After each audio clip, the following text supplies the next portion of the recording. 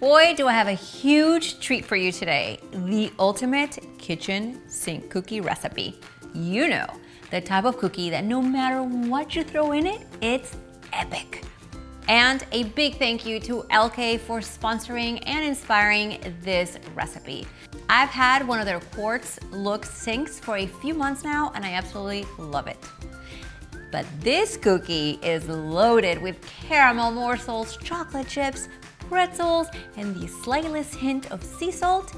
This cookie will not last long.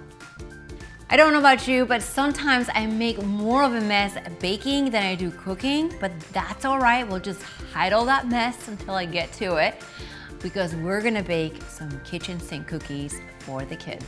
And at the end, I'm always glad that I have my LK quartz look sink that's so big and durable to clear all the mess off the counters. I've got my oven preheating and I'm gonna line 2 large baking sheets with parchment paper. For this recipe, you can melt the butter in the microwave or brown it. I like to brown the butter because it gives the cookies a richer flavor. And yes, it's one more pot to clean up, so if you just want to microwave, I totally get it.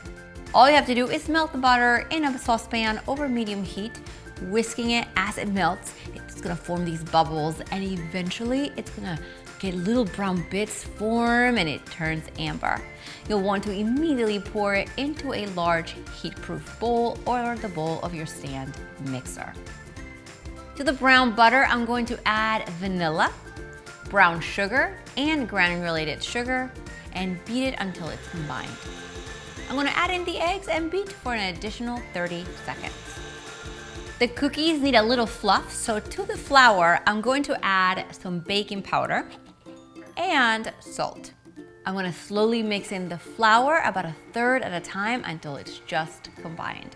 For this step, you'll wanna use a wooden spoon if you're using a hand mixer, or making sure to use your paddle in the stand mixer. Now, the term kitchen sink comes from the fact that you can throw anything in this cookie dough and they'll hold. In my pantry, I had caramel bits, chocolate chips, pretzels, and if I had some walnuts, I'd add those too. So let's break up the pretzels a little. Now, the caramel bits, chocolate chips, and fold this into the cookie dough. Now, this recipe is very generous, so you could always half it. You'll find a link to the printed recipe right below this video. Now, let's scoop a large bowl of dough onto the baking sheet, making sure to leave plenty of room for the cookies to expand. I'm going to place a few extra pretzel pieces right over the top. I want to make sure I find that sweet and salty combination in every cookie. Oh yes, and let's sprinkle a little coarse salt as well. In the oven they go for 11 to 13 minutes until the tops are golden, the edges are crisp, and the middles are slightly undercooked. You'll want to remove the cookies from the oven and allow them to cool down for about 5 minutes before you tear into them. While these cookies cool down, I'm gonna go clean up my mess.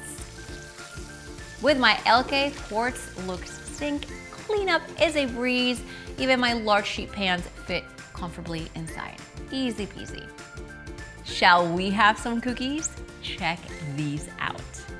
Perfectly formed, soft middles. Make sure to check out the links right below the videos to print out the recipe and learn more about LK sinks. And of course, hit that red subscribe button for more easy and delicious recipes every single week. See you next time.